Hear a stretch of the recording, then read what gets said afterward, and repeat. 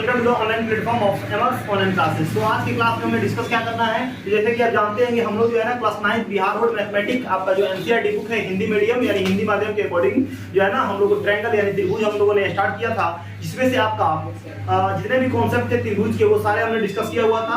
यानी आपका प्रश्नावली 7.1 को हमने दो पार्ट वीडियो में जो है ना दो वीडियो के माध्यम से जो है ना हम आपको प्रोवाइड किए हुए हैं। इसमें से आपका पहला वीडियो में जो है ना आपका 4 क्वेश्चन है, यानी नॉर्मली अगर देखा जाए तो 7.1 प्रश्नावली में आपका 8 क्वेश्चन है, जिसमें से 8 क्वेश्चन है, जिसमें से 4 क्वेश्चन एक वीडियो में और 4 क्वेश्चन जो है ना एक वीडियो में हम लोगों ने क्या किया हुआ था, डिस्कस किया हुआ था। ठीक है, तो आज की क्लास में हमें डिस्कस क्या करना है, तो आज की क्लास में हमें डिस्कस करना है क्या 7.2 प्रश्नावली को करना है। ठीक है, तो 7.2 प्रश्नावली को करने के लिए हम लोगों ने दो थ्योरम किया हुआ था। क्या कौन कौन सा थ्योरम?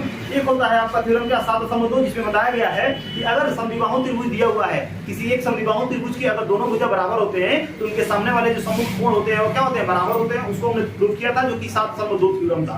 ठीक है, इसका और जो आपका 7.3 थ्योरम है उसको क्या कहता है, उसको ये बोला जाता है, उसमें ये कहा गया है कि अगर किसी त्रिभुज के अगर दो कोण क्या है, दो कोण अगर क्या है बराबर है तो उनके सामने वाले समूह भुजा क्या होते हैं, बराबर होते हैं। इसको हम लोगों ने प्रूव किया था 7.3 में। अगर 7.2 और 7.3 आप समझ चुके हैं तो आप आराम से जो है आप अपना प्रश्नावली 7.2 को क्या कर सकते हैं, आराम से कर सकते हैं, बिना कोई प्रॉब्लम के आप यहाँ पे डिस्कस कर सकते हैं, उसको सॉल्व कर सकते हैं। ठीक है, तो बिना समय वेस्ट ना किए हुए जो है ना हम आपका चैप्टर जो है ना जो आपका एक्सरसाइज है चैप्टर 7 का जो ट्रायंगल है उसका जो एक्सरसाइज 7.2 है ना उसको हम स्टार्ट करते हैं। तो चलिए सबसे पहले जो आपका टॉपिक है उसको लिखते हैं। ठीक है, तो आपका पार्ट 7 त्रिभुज ट्रायंगल।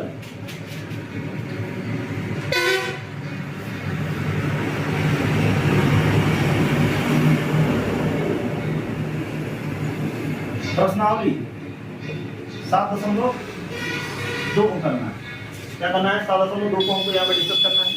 तो 7.2 में जो आपका एनसीईआरटी बुक है उसके अकॉर्डिंग कह रहा है कि एक समद्विबाहु त्रिभुज है एबीसी में, जिसमें AB बराबर है AC के है और बिंदु B और क्या बोलते हैं आपका एंगल B यानी कोण B और कोण C के समद्विभाजक परस्पर बिंदु O पर प्रतिच्छेद करते हैं।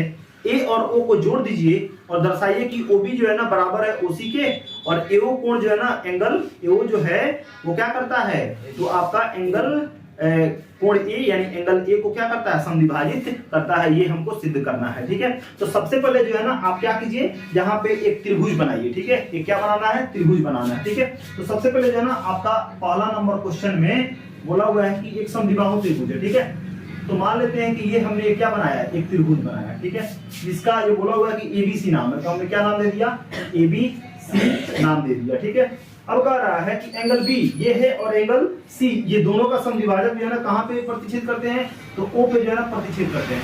तो मान लेते हैं ना कि दोनों का समद्विभाजक जो है ना O पे क्या करते हैं, प्रतिच्छेद करते हैं। तो ये आपका फिगर बन के क्या हो गया, तैयार हो गया। और जैसे कि ये क्या है, एक समद्विबाहु त्रिभुज है, आप जानते हैं कि इसके दो भुजा क्या होते हैं, बराबर होते हैं। क्लियर है, इसमें कोई दिक्कत है तो बताइए, समझ में आ रहा है कि नहीं आ रहा है। ठीक है, तो अब यहाँ पे लिखेंगे दिया गया है, क्या क्या दिया गया है, इसमें दिया गया।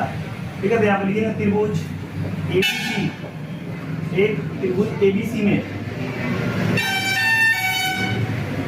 त्रिभुज ABC में क्या बोला हुआ है, तो ABC में बोला हुआ है त्रिभुज ABC एक समद्विबाहु त्रिभुज है, एक समद्विबाहु त्रिभुज है, इसमें से AB जो है ना बराबर है किसके, AC के। AB किसके बराबर है, आपका AC के बराबर है। तो हमको क्या करना है, दर्शाना है, तो दर्शाना है, तो दर्शाना है, क्या दर्शाना है, तो आपको ये दर्शाना है, पहला में ये दर्शाना है कि जो आपका OB है वो बराबर है किसके, OC के। और दूसरा ये दिखाना है कि जो आपका AO है, AO जो भुजा है कि जो आपका AO का मतलब क्या, आपको यहाँ पे AO का मतलब क्या है कि आपको जोड़ना होगा, ये आपको यहाँ पे जोड़ना होगा। तो AO जो है ना एंगल A को क्या करता है, समद्विभाजित करता है, यानी दो बराबर भागों में क्या करता है, विभक्त करता है। ठीक है, तो लिखेंगे AO जो है ना, AO एंगल यानी कोण A को समद्विभाजित समविभाजित करता है, ये हमको क्या करना है, प्रूफ करना है। ठीक है, कोई दिक्कत नहीं है। तो सबसे पहले अब यहाँ पे लिखेंगे क्या, आपका हल। क्या लिखेंगे, हल। तो हल में अगर यहाँ पे अगर हम देखें तो अगर हल में क्या, तो त्रिभुज एबीसी में, त्रिभुज एबीसी में क्या दिया हुआ है, AB बराबर है किसके, AC के। AB बराबर है AC के, AB बराबर है किसके, AC के। और ये कैसे लिख दिया गया, तो दिया गया। तो अब देखिए AB अगर AC के बराबर है तो AB के सामने कौन है, एंगल C है कि नहीं है, तो लिखेंगे एंगल C बराबर। और AC के सामने कौन है, एंगल B है कि नहीं है, एंगल B बराबर होंगे। क्यों, क्योंकि हम जानते हैं बराबर भुजा के सम्मुख कोण क्या होते हैं, बराबर होते हैं 7.2 थ्योरम से, 7.2 प्रमेय से। ठीक है, और यहाँ पे क्या लिख देंगे, बराबर भुजा के सम्मुख कोण, क्या लिखेंगे, सम्मुख कोण इतना लिख देंगे, जो चेक करेगा वो समझ जाएगा। ठीक है, तो अब बताइए, कह रहा है एंगल C जो है ना वो क्या होगा, एंगल B के इक्वल होगा कि नहीं होगा। ठीक है, तो अब जानते हैं कि अगर एंगल B एंगल C के इक्वल है तो एंगल B का आधा एंगल C के आधे के भी क्या होगा, इक्वल होगा कि नहीं होगा, बताइए, समझ में आ रहा है कि नहीं आ रहा है। तो अगर एंगल C इक्वल है एंगल B के, तो हम कह सकते हैं angle half of angle C equal होगा हाफ ऑफ एंगल B के। यानी अगर पूरा का बराबर तो आधा के भी बराबर होगा। ठीक है, कोई दिक्कत। तो अगर ये B और C के बराबर है तो उसके आधे भी क्या होंगे, बराबर होंगे। अब एंगल B का आधा का मतलब क्या है कि यहाँ पे अगर देखें तो आपका OBC क्या हो जाएगा, OBC। और ये OC भी लिख सकते हैं कि नहीं लिख सकते हैं, तो अब angle half of angle C को क्या लिख सकते हैं, OBC लिख सकते हैं, बराबर हुआ किसके, OCB के, OCB के। लिखेंगे कि नहीं लिखेंगे, इतना में कोई दिक्कत है तो बताइए। ठीक है, तो अब देखिए यहाँ तक समझ में आ रहा है, कोई दिक्कत नहीं है। तो अब इस छोटा वाला त्रिभुज में लेंगे, OBC त्रिभुज में है, यहाँ पे क्या करेंगे, काम करेंगे। ठीक है, कोई दिक्कत नहीं है, समझ में आ रहा है ना। तो छोटा वाला त्रिभुज में हम क्या करेंगे बताइए। तो अब देखिए छोटा वाला त्रिभुज में क्या करेंगे, तो छोटा वाला त्रिभुज दिया हुआ क्या था, यहाँ पे लिखेंगे क्या, त्रिभुज OBC में, त्रिभुज OBC में। तो OBC में अगर आप देखें तो क्या है, OBC में आपका OBC में एंगल OBC इक्वल है किसके, OCB के इक्वल है कि नहीं है, OCB के इक्वल है। क्या किया गया, प्रमाणित किया गया, पहले ही यहाँ पे प्रमाणित कर दिया गया है कि नहीं है, प्रमाणित किया गया। तो अब जानते हैं कि अगर ये इसके इक्वल है ना, तो ये कोण अगर ये B और C यानी ये कोण अगर इक्वल है, OBC जो है ना, OBC जो है OCB के अगर इक्वल है तो C के सामने कौन सा भुजा है, OB है कि नहीं है, है ना। तो ये आखिर OBC इस कोण के सामने कौन है, ये बराबर होगा कि नहीं होगा। ठीक है, तो अब समझ में आया कि नहीं, किस तरह का काय काम किए। तो हम लिख सकते हैं, इसलिए OB जो होगा वो बराबर होगा किसके, OC के। और रीजन क्या लिखेंगे, बराबर कोण के सम्मुख भुजा। ठीक है, क्या लिखेंगे, बराबर कोण के सम्मुख भुजा क्या होते हैं, यहाँ पे सम्मुख कोण बराबर होते हैं। क्या लिखेंगे, बराबर होते हैं। और यहाँ पे क्या लिखेंगे, बराबर कोण के सम्मुख भुजा बराबर होते हैं। इस तरह से यहाँ पे हमारा पहला नंबर क्या हो गया, प्रूफ हो गया। कोई दिक्कत, क्या किए सबसे पहले, तो ABC में AB AC के इक्वल था, तीसरा AB AC के इक्वल है, तो हम क्या पा सकते हैं, अगर AB AC के इक्वल है तो हम कह सकते हैं कि आपका ये पूरा एंगल B और पूरा एंगल C क्या होगा, इक्वल हो जाएगा, बराबर हो जाएगा सम्मुख कोण। तो अगर पूरा इक्वल है तो उसके आधा भी इक्वल होंगे, मतलब क्या OBC जो है इक्वल हो जाएगा किसके। तो देखो कहने का मतलब आप कहिएगा कि सर यहाँ पे तो हम ये OBA ट्रायंगल भी ले सकते हैं। ठीक है, तो आप यहाँ पे ये ट्रायंगल, ये एंगल काहे नहीं लिए, ये एंगल क्यों नहीं लिए, तो बाबू मेरे यहाँ पे हमने ये एंगल इसलिए नहीं लिया क्योंकि हमको क्या दिखाना है, हमको इक्वल करना है, OB OC की इक्वल करना है। ठीक है, समझ में आ रहा ना। तो इसके लिए जो है ना, अगर ये ट्रायंगल हम लेते हैं, हाँ ठीक है, इस तरह से भी ले सकते थे, इधर का, हाँ। तो अब देखिए यहाँ पे अगर हम लेते, ये अगर हम काम करते, इधर का अगर काम करते, यहाँ पे ये ट्रायंगल लेते, तो यहाँ पे सर्वांशों को सिद्ध करना पड़ता तो ज्यादा प्रॉब्लम हो जाता। ठीक है, इसीलिए यहाँ पे ये हम लिए हुए हैं। तो ये जो है ना, ये अगर हम ट्रायंगल लेते और ये ट्रायंगल लेते तो हमको ये साइड साइड ये तो इक्वल था और यहाँ पे यहाँ का एंगल इक्वल हो जाता और ये वो कॉमन हो जाता, ठीक है, तो सर्वांगसम हो जाता। तो हम कह सकते थे कि CP/CD से OB जो है ना वो उसी के इक्वल हो जाता, तो थोड़ा सा ज्यादा बड़ा काम हो जाता, ठीक है। इसीलिए हम ये ट्रायंगल ना लेके हम ये ट्रायंगल लिए हुए हैं। समझ में आया कि नहीं आया? लेकिन ये भी हम काम कर सकते हैं क्योंकि इन दोनों ट्रायंगल को तो आप प्रूफ करेंगे, लेकिन क्या बहुत ज्यादा टाइम लग जाएगा या समय ज्यादा लग जाएगा, लेकिन इसमें जो है ना आसानी से हम लोगों ने यहाँ पे काम कर दिया। कोई दिक्कत नहीं है इसमें, बताइए इसमें कोई दिक्कत है? तो अब हमको ये सिद्ध करना है कि ये दोनों ये एंगल यानी आपका एओ जो है ना आपके एंगल ए को क्या करता है, समविभाजित करता है। तो इसके लिए जो है ना अब क्या करेंगे, अगर इसके लिए हमको करना क्या होगा, इन दोनों थ्योरम को, दोनों ट्रायंगल को क्या करेंगे, सर्वांगसम सिद्ध करेंगे। दोनों ट्रायंगल को क्या करेंगे, सर्वांगसम सिद्ध कर देंगे। और इसको हम मान लेते हैं क्या, एक मान लेते हैं, इसको क्या मान लेते हैं, दो मान लेते हैं, ठीक है। तो CP/CD से एक तो इक्वल नहीं हो जाएगा, एंगल एक एंगल दो की इक्वल हो जाएगा। तो हम कह देंगे क्या कि जो आपका एओ होगा वो क्या करता है, एंगल ए को समद्विभाजित करता है। तो कौन सा ट्रायंगल लेंगे, तो ABO लेंगे। क्या लेंगे, ABO। कोई दिक्कत, समझ आ रहा है ना? तो यहाँ पे क्या लिख सकते हैं, ट्रायंगल ABO तथा ट्रायंगल ACO में, इनमें AB बराबर है किसके, AB बराबर है किसके, AC के, है ना। और ये कैसे दिया गया है, कोई दिक्कत? तो ये जो आपका एंगल पूरा B है, अगर पूरा एंगल B एंगल से इक्वल है तो इसका आधा भी तो इक्वल होगा। तो मतलब अगर ये इसके इक्वल है तो ये वाला ये भी और ये भी तो इक्वल होगा, है कि नहीं? तो क्या लिख सकते हैं, क्या लिख सकते हैं, ये आपका OBA लिखेंगे, नहीं लिखेंगे, OBA लिख सकते हैं ना। तो लिख सकते हैं एंगल OBA इक्वल हो जाएगा किसके, आपके OCA के, एंगल OCA के। ऑरिजिन क्या लेंगे, क्योंकि यहाँ पे पूरा तो बराबर था, आधा आधा के बराबर। यहाँ पे लिख देंगे कि हाफ ऑफ एंगल B बराबर है किसके, हाफ ऑफ एंगल C के, ठीक है। इसीलिए यहाँ पे ये लिख दिया गया। तो ये दूसरा आ गया। और तीसरा क्या है, AO दोनों में कॉमन है कि नहीं है ना? अच्छा आप AO तो दोनों में कॉमन, ये भी लिख सकते हैं, AO है क्या, OB इक्वल है किसके, OC के, यानी ये कोई एक्स्ट्रा हमको पता है, ठीक है। समझ आ रहा है ना? क्योंकि ये दोनों ट्रायंगल में आपका AO भी कॉमन है और OB OC के इक्वल है, दो चीज है, एक एक्स्ट्रा आपको पता है, ठीक है। तो आप ये दोनों लिख सकते हैं। तो आप हम ये ऐसे कर सकते हैं कि जो है ना आपका OB जो है ना इक्वल हो जाएगा किसके, OC के। और आप एक और लिख सकते हैं कि AO जो है ना दोनों में क्या है, कॉमन है, वो लिस्ट है। ये क्या है, तो आपका इधर जाके प्रूव हुआ है। क्या लिखेंगे, प्रमाणित किया गया, प्रमाणित किया गया। तो अगर आपका कॉन्सेप्ट क्लियर है ना तो क्वेश्चन को सॉल्व करने में कोई दिक्कत नहीं होगा।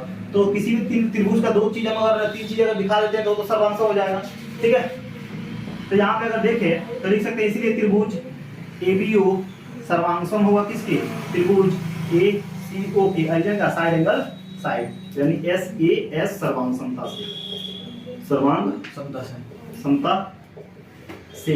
अगर सर्वांशम हो गए तो हम कह सकते हैं क्या, एंगल एक जो ना बराबर हो जाएगा एंगल दो के। कैसे, CP/CD से।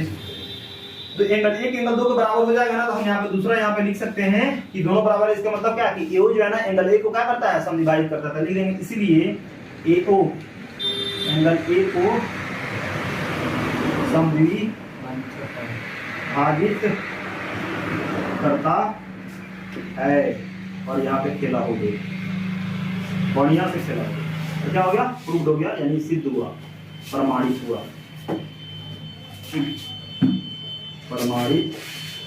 प्रमाणित हुआ। तो इस तरह से जाना हमारा पहला क्वेश्चन खत्म हो गया। अब चलिए अब देखते हैं क्या आपके अगले स्लाइड में दूसरा क्वेश्चन। तो आप देख रहे हैं क्या आपका सेकंड नंबर क्वेश्चन। तो आपका सेकंड नंबर क्वेश्चन जैसा क्या कह रहा है उसको देख लेते हैं। तो कह रहा है कि त्रिभुज ABC में AD भुजा BC का लंब समद्विभाजक है, आकृति 7.30। देखिए तो सबसे पहले आकृति 7.30 ही बनाएंगे, उसके बाद आगे देखते हैं कि क्या कहता है, ठीक है। तो दूसरे नंबर में सबसे पहले एक त्रिभुज दिया हुआ है, क्या आपका ABC, क्या दिया हुआ है, ABC दिया हुआ है, और A से B क्या है आपका यहाँ पे लंब है, ठीक है, लंब समद्विभाजक। यहाँ पे कितना है, 90 डिग्री का एंगल बना हुआ है, ये फिगर बना हुआ है। तो बोला वो ABC में जो है ना आपका जो AD है वो BC पे क्या है, लंब है, लंब समद्विभाजक है, मतलब क्या, लंब यानी दो बराबर भागों में बटा हुआ है, ठीक है। दर्शाइए कि एबीसी ये क्या है, समद्विबाहु त्रिभुज है। एबीसी क्या है आपका एक समद्विबाहु त्रिभुज है। मतलब ये कि एबी को हमको क्या कर देना है, इक्वल कर देना है एसी के, यानी एबी को इक्वल कर देना है किसके, एसी के कर देना है। तो बहुत ही आसान है, काफी सिंपल सा तुच्छ सा जो है ना क्वेश्चन है, ठीक है। तो देखिए सबसे पहले दिया हुआ है ये, आप जानते हैं कि इधर 90 होगा तो इधर 90 होगा कि नहीं होगा, क्लियर, कोई दिक्कत नहीं है, ठीक है। तो सबसे पहले जो है ना, एक तो यहाँ पे लंब समद्विभाजक का मतलब क्या होता है, लंब किस पे है, बीसी पे है, और समद्विभाजक का मतलब क्या होता है, लंब का मतलब क्या, ये एंगल डी जो है ना वो 90 डिग्री है, और समद्विभाजक का मतलब क्या है कि बीडी और डीसी क्या है, दो बराबर भागों में है, यानी बीडी और डीसी क्या है, इक्वल है, बराबर है, ठीक है। तो यहाँ पे लिखेंगे दिया गया है, लिखेंगे त्रिभुज एबीसी में क्या बोला हुआ बताइए। अगर इसको हम मान ले एंगल 1, ठीक है, कोई दिक्कत, ध्यान दो, इसको एंगल 1 मान ले और इसके एंगल क्या मान ले, 2 मान ले, कोई दिक्कत, समझ आ रहा ना। तो हम कहेंगे एंगल 1 एंगल 2 के इक्वल होगा, क्यों, क्योंकि प्रत्येक कोण 90 डिग्री है कि नहीं है, है ना। तो नॉर्मली अगर देखें तो एंगल डी कितना दिया हुआ है, 90 डिग्री है कि नहीं है, ये जो है 90 डिग्री है ना, लिख सकते हैं कि नहीं लिख सकते, कोई दिक्कत है तो बताओ। और बोला क्या, बीडी जो है ना डीसी के इक्वल है, बीडी जो है वो इक्वल है किसके, बीसी के, क्यों, क्योंकि लंब भी है और बीसी को, लंब किस पे है, बीसी पे है, और बीसी को क्या किया है, समद्विभाजित किया है, यानी दो बराबर भागों में क्या किया है, बांटा है, ठीक है, कोई दिक्कत नहीं है ना। तो हमको सिद्ध करना है, तो सिद्ध करना है, क्या सिद्ध करना है कि जो AB है वो AC के इक्वल है, यानी AB जो है ना इक्वल है किसके, AC के। तब जानते हैं किसी भी त्रिभुज के दो अगर भुजा बराबर हो जाते हैं तो क्या होते हैं, समद्विबाहु त्रिभुज होते हैं कि नहीं होते हैं। AB AC के इक्वल है तो क्या, समद्विबाहु त्रिभुज है। तो सीधे सा मतलब है क्या, समद्विबाहु त्रिभुज, यानी यही हमको सिद्ध करना है, AB AC के इक्वल करना है। तो बताइए आप दोनों ट्रायंगल लेंगे कि नहीं लेंगे, CB से इक्वल होगा, दूसरा का है कि नहीं है। यहाँ पे क्या करेंगे, सिद्ध करना है ना। यहाँ पे लिखेंगे प्रमाण में क्या लेंगे, तो त्रिभुज ले लेंगे ना, त्रिभुज ABD तथा त्रिभुज कौन सा, ABD और ADC में, कोई दिक्कत। अब यहाँ पे क्या बोला हुआ है, आपका BD जो है ना DC के इक्वल है कि नहीं है, यहाँ पे लिख सकते हैं BD इक्वल है किसके, DC के ओरिजिन क्या दिया गया है ना, प्रश्न में ही था।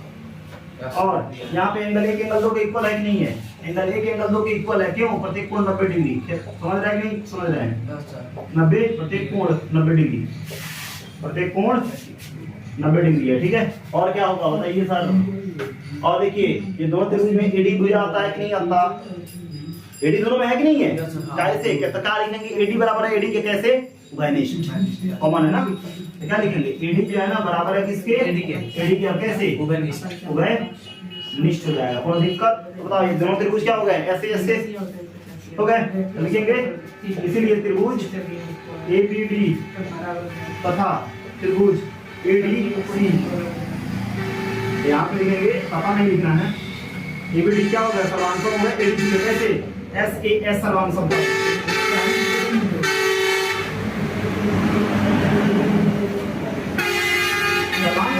क्षमता से। तो अब बताइए सीधी से हम क्या लिख सकते हैं, AB इसीलिए लिख सकते हैं, AB जो है ना बराबर है किसके, AC के, कैसे, सीधी से लिख सकते हैं। तो इसलिए लिख देंगे कि इसलिए लिख सकते हैं, इसलिए ABC एक समद्विबाहु त्रिभुज है। ABC क्या है आपका, एक समद्विबाहु त्रिभुज हो गया। समझ में आया कि नहीं आया बताइए, कोई दिक्कत है। तो अगर किसी भी त्रिभुज के दो भुजा बराबर होते हैं तो आप जानते हैं कि वो क्या होता है, समद्विबाहु त्रिभुज होता है। क्या होता है, समद्विबाहु त्रिभुज होता है, क्लियर है, इसमें कोई दिक्कत बताइए। अब तीसरा में क्या बोल रहा है, तो तीसरा में बोल रहा है कि ABC एक समद्विबाहु त्रिभुज है। ABC क्या है आपका, एक समद्विबाहु त्रिभुज है, इसमें बराबर भुजा हो AC और AB पर क्रमशः शीर्षलंब BE और CF खींचे गए हैं। दर्शाइए कि ये शीर्षलंब क्या है, बराबर है। क्या दर्शाना है हमको, ये दर्शाना है कि इनकी जो शीर्षलंब है, यानी जो, अब देखिए सबसे पहले क्या करेंगे, इसका फिगर बनाएंगे, क्या बनाएंगे, फिगर बनाएंगे और देखेंगे क्या, यानी जो सिद्ध करना है। तो सबसे पहले जैसे कि अगर 7.3 फिगर बनाना है ना, तो सबसे पहले उसको बनाएंगे 3 नंबर देखते हैं क्या पता है, ठीक है। तो सबसे पहले फिगर बनाइए, तो फिगर को यहाँ पे क्या करेंगे, बनाएंगे, ये है A, ये है आपका B और ये है आपका C। अब C से खींचा गया है एक लंब AB पे, ये क्या है आपका F है, ठीक है, और बी से खींचा गया है एसी पर एक लंब, और ये क्या बोला हुआ है, ये है ई, क्या है ई, ठीक है। तो सबसे पहले बोला हुआ है, दिया गया है, यहाँ पे लिखेंगे दिया गया, दिया गया क्या है,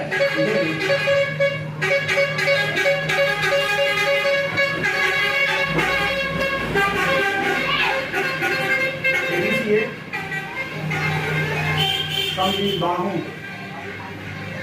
त्रिभुज है, क्या है, समद्विबाहु त्रिभुज है, ठीक है। अब कह रहा है कि एसी पर क्या है, तो आपका बीई लंब है कि नहीं है, बी लंब है, और एबी पर क्या है, सीएफ लंब है, ठीक है। तो बताना है कि ये जो आपका लंब है, यानी जो शीर्ष लंब है, शीर्ष से खींचा गया लंब को शीर्ष लंब कहते हैं, आप जानते हैं, त्रिभुज आप पढ़े हुए हैं, उसमें शीर्ष लंब के बारे में आपको बताया गया था, ठीक है। तो हमको इसको क्या करना है, बराबर दिखा देना है, ठीक है। तो नॉर्मली अगर समद्विबाहु त्रिभुज है, अगर ये समद्विबाहु त्रिभुज है, तो बताइए जो आपका AB होगा वो बराबर होगा कि नहीं होगा AC के, है ना, बराबर होगा, कोई दिक्कत नहीं है। तो हम तो सिद्ध करना है, तो सिद्ध करना है, क्या सिद्ध करना है कि दोनों लंब है ना, यानी जो आपका BE है वो बराबर है किसके, आपके CF के, यस एक्सीलेंट, CF के बराबर है, कोई दिक्कत यहाँ पे। तो अब बताओ कौन सा हम त्रिभुज लेंगे इसमें, तो एगो तो त्रिभुज लेंगे कौन, BCE ले लेंगे, ठीक है, एगो BCE ले लेंगे, और एगो क्या ले लेंगे बताइए, एगो आपका BCE, देखिए BCE नहीं, वो ले AB से एक C बनेगा, ठीक है, ABC लेंगे और एक लेंगे AC से आपका, ठीक है, हाँ, एक लेंगे आपका AB से कौन बनेगा, बताइए AB से कौन बनेगा, एक C बनेगा, यानी एक तो आपका, ठीक है, कितना है ना, तो पूरा वही ना होगा, अच्छा ठीक है, BA ये अब जानते हैं यहाँ पे लंब है तो इधर भी लंब है कि नहीं है, अच्छा, अब यहाँ पे लंब है तो इधर भी लंब है कि नहीं है, ठीक है ना। तो अगर BAE ले लेते हैं क्या, तो सिर्फ तो यहाँ पे लिखेंगे प्रमाण, ठीक है, त्रिभुज BAE तथा, अब देखो कैसे BA लिखे, क्योंकि AB से क्या बनेगा, E बनेगा कि नहीं बनेगा, क्योंकि AB भी हमको लेना है, क्यों, क्योंकि यहाँ पे साइड दिया हुआ है बराबर है, क्योंकि हमको सर्वांशम सिद्ध करना पड़ेगा, समझ आ रहा है ना। तो सर्वांशम सिद्ध करने के लिए आपको AB चाहिए कि नहीं चाहिए, वो तो भुजा चाहिए। अब AB से कौन लंब खींचा हुआ है, एक खींचा हुआ, E खींचा हुआ कि नहीं खींचा हुआ है, ABE लेंगे कि नहीं लेंगे, और AC से क्या खींचा हुआ है, ACF है कि नहीं है, ACF लेंगे कि नहीं लेंगे, यार क्या लिख देंगे, त्रिभुज ACF में। तो समझ में आया कि नहीं आया, काहे त्रिभुज वो लिए है सर, हाँ बोलिए, तो आप यहाँ पे दिया त्रिभुज BAE, हाँ ऐसा ना होगा, ABE ना होगा, अरे भाई आप ABE कहिए, हम बोले थे, तुम रिवाइज नहीं किया है लग रहा, हम कहते हैं त्रिभुज में ABE लिखे, चाहे त्रिभुज BAE लिए, ठीक है, और चाहे त्रिभुज BAB लिए, बात वही है, ठीक है। तुम कहा है इसे डिस्टर्ब ये कर रहा है, ठीक है। तो आप जानते हैं ना कि यहाँ पे तीनों में, जैसे अगर बात करें, यहाँ पे जान दो, जैसे यहाँ पे ये त्रिभुज लिए ABC लिए, तो इसको हम त्रिभुज ABC लिख सकते हैं कि नहीं लिख सकते, चाहे त्रिभुज CAB लिख सकते हैं कि नहीं लिख सकते, चाहे त्रिभुज BAC लिख सकते हैं कि नहीं लिख सकते हैं, चाहे इसको हम BCA लिख सकते हैं कि नहीं लिख सकते, सब तो लिख सकते हैं, तो फिर खाली चेंज करना है, तो बात तो इसी त्रिभुज का बात हो रहा है, लेकिन एंगल में बीच वाला का जानते हैं, ठीक है, तो इसीलिए BAE, तो BAE कहो चाहे EBA कहो चाहे AEB कहो, और उसी तरह तुम ACF कहो चाहे FCA कहो चाहे CAF कहो, बात वही है, समझ में आया कि नहीं आया। तो इसमें तुम बताओ तुम्हारा अब क्या है, तो एक तो हमको दिया हुआ है कि आपका ABE में आपका AB आता है कि नहीं आता, और ACF में क्या आता है, आपका AC आता है कि नहीं आता, ये इक्वल है कि नहीं है, कैसे, तो दिया गया अब बताओ एंगल E और एंगल F इक्वल होगा कि नहीं होगा, क्यों, प्रत्येक कोण 90 डिग्री, तो एंगल E बराबर होगा एंगल F के, प्रत्येक कोण 90 डिग्री। अब बताइए, अब तीसरा क्या, दोनों त्रिभुज में एंगल ए आता है कि नहीं आता? आता है। ए बी ई में भी एंगल ए आता है और ए सी एफ में भी एंगल ए आता है। तो क्या लिख सकते हैं? एंगल ए बराबर होगा एंगल ए के, क्यों? उभयनिष्ठ। क्या हो जाएगा? उभयनिष्ठ यानी कॉमन हो जाएगा। कोनो दिक्कत? इस तरह से बताओ, ए एस सर्वांशता से बराबर हो जाएगा, नहीं हो जाएगा? सर्वांशम हो जाएंगे। इसीलिए यहाँ पे देखो तो ये सारा दिखाई दे रहा है, यहाँ पे लिखिए। इसलिए त्रिभुज बी ए ई सर्वांशम हो जाएगा त्रिभुज ए सी एफ के। और कैसे? ए एस सर्वांगसमता से, सर्वांगसमता से। तो बताओ सीपीसीटी से, इसीलिए तो लिख सकते हैं, इसीलिए बी जो होगा वो बराबर हो जाएगा किसके? सी एफ के। कैसे? सीपीसीटी है कि नहीं है? और यहाँ से क्या हो गया?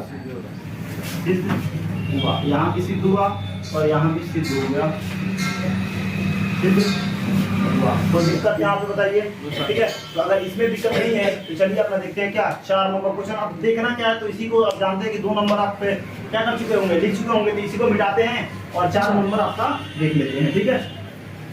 तो समझ में आया कि नहीं आया? अगर नहीं समझ में आया होगा ना तो फिर से जाना, अगर दिक्कत होगा तो कमेंट बॉक्स में कमेंट कीजिएगा, ठीक है? लेकिन अगर मान लेते थोड़ा सा अगर दिक्कत हो रहा तो आप वीडियो को फिर जाइए, बैक जाइए और फिर इसको बढ़िया से देख के ध्यान से कॉन्सेंट्रेट होकर बात समझ में आएगी, ठीक है? कोई दिक्कत नहीं होगा। तो अब जाना आपका 4 नंबर, 4 नंबर क्या कह रहा है? तो 4 नंबर देखिए आपका 4 नंबर क्या कह रहा है? तो 4 नंबर में कह रहा है कि एबीसी एक त्रिभुज है, ठीक है? एबीसी एक क्या है? त्रिभुज है जिसमें AC और AB पर खींचे गए शीर्ष लंब BE और CF बराबर है। तो हमको क्या करना है? दर्शाना है कि AB, मैंने वही दर्शाना, प्रूफ करना है कि जो त्रिभुज ABE है वो बराबर सर्वांशम है ACF के और बराबर है किसके?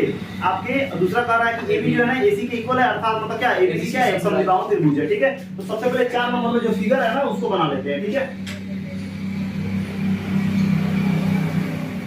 ये दिया हुआ है क्या? ABC, A B C दिया हुआ है, यहाँ पे C से F है और ये क्या है? लंब है, तो हम दोनों साइड से दे सकते हैं, ठीक है? और B से यहाँ पे क्या है? आपका E है, ये भी लंब है इधर, तो दोनों साइड से हम दे सकते हैं, कोई दिक्कत नहीं है। तो ये बोला हुआ है, यहाँ पे लिखेंगे दिया गया है, दिया गया है। तो क्या क्या दिया गया है यहाँ पे? आपका दिया गया है कि त्रिभुज, एक त्रिभुज है, ABC एक त्रिभुज है जिसमें क्या है? जिसमें बोला हुआ है क्या कि जो BE है ना वो CF के बराबर है। तो यहाँ पे लिखेंगे त्रिभुज ABC में, त्रिभुज ABC में क्या है? आपका BE जो है वो बराबर है किसके? CF के बराबर है, ठीक है? CF के बराबर है। तो दर्शाना है, तो दर्शाना है, क्या दर्शाना है? तो हमको ये बोला हुआ है, ये दर्शाना है कि आपका जो है ना त्रिभुज पाला में ये दिखाना है कि त्रिभुज ABE क्या है? त्रिभुज ABE सर्वांशम है किसके? त्रिभुज ACF के।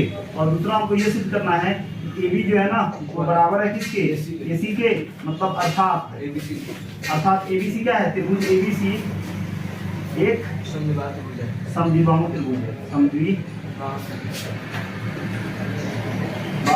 है, ठीक है? ये हमको सिद्ध करना है। यहाँ पर लिखेंगे क्या? प्रमाण। पहला नंबर जो हमको प्रूफ करना है वही क्या करते हैं? वही क्या करते हैं? हम लेते हैं, वही लेते हैं। तो क्या लिखेंगे? त्रिभुज ABE, हाँ बहुत बढ़िया था। त्रिभुज किसमें? ACF में, है कि नहीं है? ACF में। अब पहले ये त्रिभुज दोनों को देख लो। अब क्या? ABE में, ठीक है?